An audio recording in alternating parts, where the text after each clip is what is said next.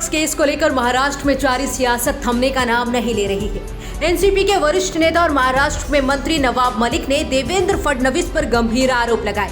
नवाब मलिक ने कहा कि देवेंद्र फडणवीस के आशीर्वाद से महाराष्ट्र में उगाही और जाली नोट का कारोबार चल रहा था। नवाब मलिक ने समीर वानखेड़े का भी जिक्र किया और कहा कि पूर्व सीएम अधिकारी को बचाने की कोशिश कर रहे हैं क्योंकि वो उनका करीबी है। नवाब मलिक ने कहा कि मुख्यमंत्री कार्यकाल के दौरान देवेंद्र फडणवीस ने अंडरवर्ल्ड के कई लोगों को पदों पर बैठाया। जो एनसीबी में निर्दोष लोगों को फंसाने का, हजारों करोड़ की उगाही करने का कहीं ना कहीं देवेंद्र जी उसको डाइवर्ट करने का प्रयास कर रहे हैं। और सिर्फ डाइवर्ट करने का नहीं, उस अधिकारी को बचाने का प्रयास हो रहा है क्योंकि देवेंद्र जी के उस अधिकारी के पुराने संबंध हैं। 2008 में कोई अधिकारी नौकरी पे आता है और 14 साल से मुंबई शहर छोड़ता नहीं। इसके पीछे क्या राज है? देवेंद्र जी औरों को कह रहे हैं कि अंडरवर्ल्ड कलेक्शन के लोग हैं ये, लेकिन देवेंद्र जी हम आपसे पूछना चाहते हैं कि सारे अंडरवर्ल्ड के लोग, जो अंडरवर्ल्ड कनेक्टेड लोग हैं, जो बड़े बड़े क्रिमिनल हैं, आपने मुख्यमंत्री रहते हुए उन्हें सभी लोगों को जो सरकारी कमीशन है, सरकारी बोर्ड है, उसका अध्यक्ष क्यों बनाया? मुन्ना यादव नाम का एक व्यक्ति जो नागपुर का कुख्यात गुंडा है। नवाब मलिक ने आगे कहा कि देश में 5 साल पहले नोटबंदी हुई। देश में 2000 और 500 के जाली नोट पकड़े गए, लेकिन महाराष्ट्र में 1 साल तक राज्य में जाली नोट का एक भी मामला सामने नहीं आया क्योंकि देवेंद्र के प्रोटेक्शन में जाली नोटों का काम चल रहा था। कि जब 8 नवंबर 2016 को नोटबंदी हुई, मोदी जी ने कहा कि नोटबंदी इसलिए किया जा रहा है, आतंकवाद खत्म होगा, काला धन खत्म होगा। और एक बात मोदी जी ने कही थी कि बड़े पैमाने पे जाली नोट है, उसे खत्म करने के लिए हम नोटबंदी का काम कर रहे हैं। जब नोटबंदी हो गई, पूरे देश में जाली नोट, चाहे पंजाब हो, 2000 के 500 के जाली नोट पकड़े जाने लगे।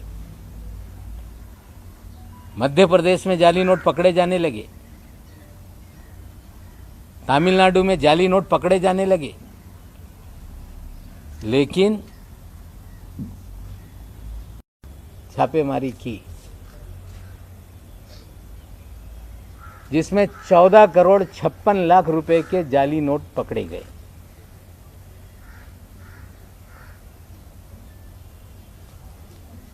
और उस मामले को रफा दफा करने के लिए देवेंद्र जी ने उसमें मदद करने का काम किया। नवाब मलिक ने कहा कि देवेंद्र फडणवीस बताएं कि रियाज भाटी कौन है। वो जाली पासपोर्ट के साथ पकड़ा गया था। रियाज आपके सभी कार्यक्रमों में क्यों नजर आता है? वो देश के प्रधानमंत्री के कार्यक्रम में कैसे पहुंचा? रियाज ने प्रधानमंत्री के साथ फोटो खिंचाई थी। हम आपसे पूछना चाहते हैं कि रियाज भाटी कौन है?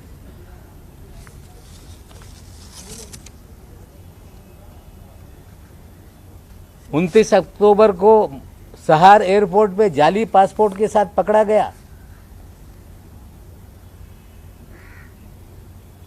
जिसके ऊपर दाऊद इब्राहिम सारे गैंग के लोगों के साथ संबंध की सारी खबरें अखबारों में थी। पूरा शहर जानता था कि रियाज भाटी कौन है। डबल पासपोर्ट के साथ कोई व्यक्ति पकड़ लिया जाए और 2 दिन में छूट जाता है, इसके पीछे क्या खेल था? रियाज भाटी लगातार आपके साथ सभी कार्यक्रमों में क्यों नजर आता था? रियाज भाटी भारतीय जनता पार्टी के कार्यक्रमों में क्यों नजर आता था? आपके डिनर टेबल पे क्यों नजर आता था? हम देश के प्रधानमंत्री पे आरोप नहीं लगाना चाहते, लेकिन देश के प्रधानमंत्री के कार्यक्रम में अगर कोई जाता है तो उसके लिए पूरी तरह से स्कैनिंग किए बिना किसी भी व्यक्ति को पास नहीं इशू होता। प्रधानमंत्री शहर में आए और रियाज भाटी ने उनके साथ भी तस्वीरें खिंचवाई। क्या ऐसा कारण था बिना स्कूटनी के रियाज भाटी प्रधानमंत्री तक पहुंच गया? देवेंद्र जी, आप मुख्यमंत्री रहते हुए इस महाराष्ट्र में आपने सारे क्रिमिनल लोगों को सरकारी पदों पर बिठाया, जाली नोट का नेक्सस आपने चलवाया, आपने रियाज भाटी के जरिए पूरी उगाही का काम किया, आपने थाना में कमिश्नर बैठा के कंप्लेंट पूरे महाराष्ट्र की करा के उगाही का धंधा करवाया, और विदेश से खुखाए गुंडे फोन करके सेटलमेंट पुलिस वाले करते थे। और ये सारा खेल आपके आशीर्वाद से महाराष्ट्र में चल रहा था। इससे पहले पूर्व सीएम देवेंद्र फडणवीस ने दावा किया था कि नवाब मलिक के परिवार ने अंडरवर्ल्ड के लोगों से जमीन खरीदी थी। ये भी कहा कि जमीन को दाऊद के लोगों से सस्ते में खरीदा गया था। केंद्रीय स्वास्थ्य मंत्री मनसुख मंडाविया ने कहा कि 96 देशों ने भारत के साथ कोविड-19 टीकाकरण प्रमाण पत्र को परस्पर मान्यता देने पर सहमति जताई है। मंडाविया ने एक बयान में कहा कि भारत सरकार दुनिया के बाकी हिस्सों के साथ संपर्क में है ताकि दुनिया के सबसे बड़े कोविड-19 टीकाकरण कार्यक्रम के लाभार्थियों को स्वीकृति और मान्यता मिल सके, ताकि वो शिक्षा, व्यवसाय और पर्यटन उद्देश्यों के लिए आसानी से यात्रा कर सके। स्वास्थ्य मंत्रालय के मुताबिक जो लोग विदेश यात्रा करना चाहते हैं वो अंतर्राष्ट्रीय यात्रा टीकाकरण प्रमाण पत्र को कोविन पोर्टल से डाउनलोड कर सकते हैं। उसके अलावा 96 कंट्री ने कोवैक्सीन और कोविशील्ड भारत की दोनों वैक्सीन को मान्यता दी है। और कोविन ऐप के माध्यम से आप ये सूची देख सकते हो। विदेश में ट्रैवल करने वाले भारतीय नागरिक को सर्टिफिकेट मिले और विदेश के एक्सपेक्टेशन के अनुसार उसको सर्टिफिकेट के लिए भी कोविन ऐप में व्यवस्था की गई है। कोविन ऐप पर लॉगिन करके वो सर्टिफिकेट भी ले सकते हैं। अगले दिनों में और कंट्री में भी भारतीय वैक्सीन को मान्यता मिले, इसलिए हेल्थ और विदेश मंत्रालय दोनों साथ में मिलकर प्रयास कर रहे हैं। आपको बता दें कि पूरी दुनिया के सबसे बड़े वैक्सीनेशन कार्यक्रम में अब सरकार ने हर घर दस्तक प्रोग्राम शुरू किया है। इसमें स्वास्थ्य कर्मी घर घर जाकर लोगों को वैक्सीन लगा रहे हैं।